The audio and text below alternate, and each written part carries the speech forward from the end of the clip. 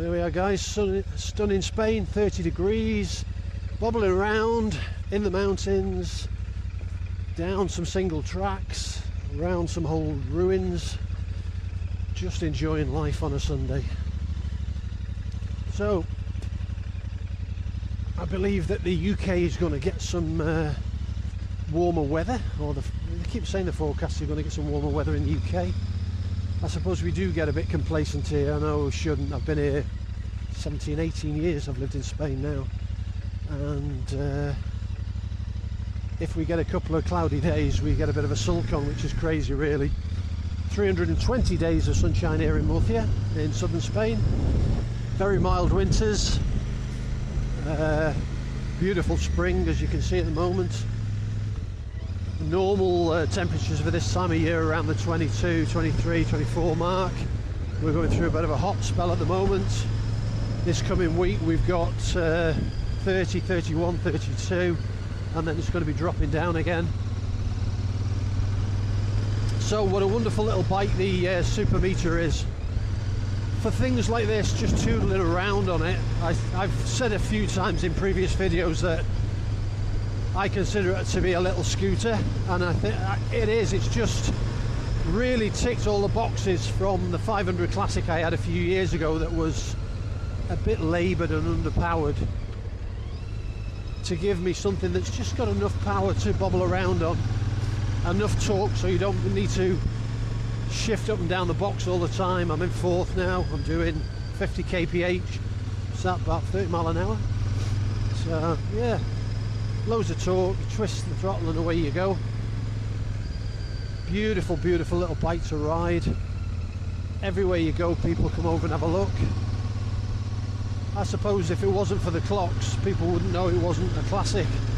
I mean, the show of folks are probably going to give it away a little bit, but from a distance it certainly looks like a classic bike, albeit with a oil cooler on the front. Yeah, so life is generally good.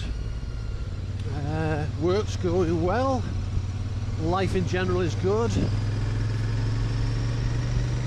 and the bike market, as I've talked about in previous videos, is changing dramatically here in Europe. It's quite strange really. I mean, who would have thought a few years ago that Chinese branded bikes, what I mean is by Chinese branded bikes, I mean totally wholly Chinese branded bikes, not bikes like the Benelli, which is an Italian brand. Okay, Benelli's been bought out by a Chinese company and they're making the Benelli bikes, but they're making it under the guise of did I get the squirrel? No, he got across the road.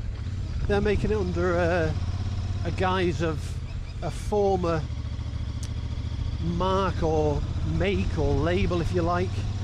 And does that give them any credibility? Does it give Benelli any credibility to do that?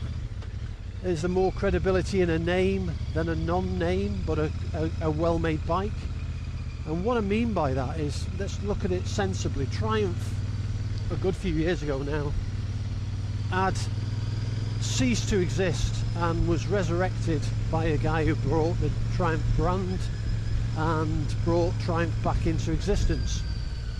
The Royal Enfield I'm sat on at the moment ceased to be a British brand many, many years ago, when it solely became a manufactured brand of an Indian company. And we still look at that name, Royal Enfield, and we think of the heritage of the British company from Redditch, and we say, oh yeah, it's a Royal Enfield. Now if this bike I'm sat on had a different sticker or a different badge on it, we wouldn't perceive it the same. When I used to own my 1500 VL Intruder, shaft driven V-twin 1500cc Suzuki, many people took the Suzuki badge off and debadged it because they wanted to be in the Harley Davidson camp. It was a Harley Davidson Fatboy clone. So I suppose a make does matter to some people, but what's quite surprising is that in the current bike market now, most of the revived brands are being revived by overseas companies who have bought the label or the brand. So we can look at Norton, we can look at BSA, we can look at other brands that are out there, MG Motors, used to make MG cars. Lots of badges and brands being bought by foreign manufacturers and using some of their past credibility or some of their ethos from the past, if you like. BMW own the brand Mini. So it's quite strange that we have this thing in our heads that if we don't recognize a brand, it's going to be poor build quality. Now, you've seen from my very early videos that I actually owned a Benelli 500 Scrambler. Now, that was an amazing little bike, amazing build quality. That was wholly built in China and apparently sent back to Benelli in Italy to be have a few finishing touches and quality control, etc. But basically, in all intents and purposes, it's a Chinese bike. KTM have all their engines manufactured by CF Moto. CF Moto now have their own adventure bike, the 800 MT, which has the 790 KTM engine installed in that bike. It's had great reviews, build quality is good. The pricing is up there with European brands. I would say CF Moto is one of the higher priced Chinese brand models. Now, this DSX 900 that I'm buying, the reason I'm buying it is because currently I own a Suzuki 650 V-Strom. Now, the 650 V-Strom is a superb bike, goes really, really well, but again, the suspension is non-adjustable on the front, and for the price I paid for it compared to the 900 DSX that I'm buying, it's a no-brainer for me to buy the new bike, try it, see what I think of it, and then decide whether I'm going to sell the V-Strom or keep it. Now, a lot of knockers are looking at this new Vosges 900 DSX and they're saying it's a BMW 850 GS copy. Well, it is and it isn't. It's the same bike, the same chassis, made in the same factory as the GS's. It's just the adventure model that's heavier. If you look at the 850 GSA, it's the same weight as the 900 DSX. Put them side by side, you can see the style, the engine, the chassis, the wheels, everything is almost identical apart from the plastics. So for the price point, and this is the interesting thing, here in Europe, the DSX 900, fully kitted out, fully loaded with everything, cruise control, lane avoidance on your mirrors, quick shifter, heated seats, heated grips, full 7-inch TFT screen, all the riding modes that you'd have to pay extra for on a BMW, and at a price point of €8,888 on the road. You look at a GS, an 850 GSA, the adventure model, kit that out with all the same spec, you're looking at double the price of this bike. Now, if the bike you buy at €8,888 is half the bike of the GS at 16 or 17,000, it's value for money. But if it's 3/4 or 80% of the bike of the GS, it's going to be a cracking bargain. Mark my words, come back to this video in a couple of years' time and see where Vosges is in Europe.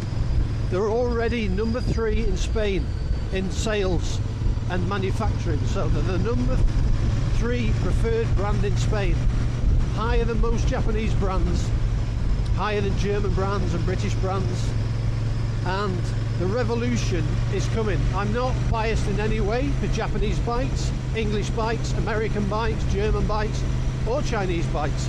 What I want is a build quality bike at a reasonable price with a good warranty, a good service and good dealer backup, which from what I've seen here in Europe, I don't know about the UK, it's got a phenomenal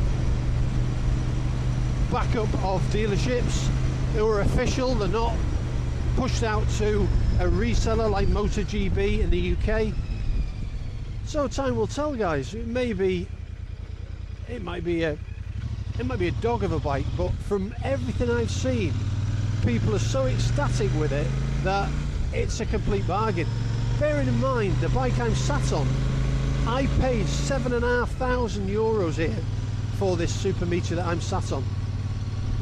This new bike is €1,400 more for an amazing amount of extra bit of kit on it. It's unparalleled. You're not going to find anything in that price bracket to match it. So I should have the bike within a couple of weeks. Everything's still on track from coming in, and as soon as I get the bike, I'll get some videos out, and they're going to be red hot, guys. When these videos are going to come out, everybody's going to want to know about it. Everybody's going to want to know what it's like, what it rides like, and I'm going to try and be totally truthfully honest with you guys and give you an honest opinion of the bike. If there's things I don't like, if there's things that are not up to spec, I'll let you know. Same with the Super Meteor I'm riding. I don't like the rear suspension, I don't like the forward pegs. Things I don't like the clocks. The front facing clocks, the Speedo and the Tripper, they just look stupid on this bike. They look plastic, they just don't go with the bike at all. So there are things that when I buy a bike I'm not going to like, and I'll tell you about them in up and coming videos. Now guys, you'll have to excuse my quirky voice on this video, and you'll have to excuse the wind noise if it's picking any up. But if you like the video and you're interested in the DSX when I get it, subscribe to my channel, hit that bell notification, buy me a coffee, and keep an eye out for my up and coming videos. And ride safe, guys. Peace out. Catch you in the next one.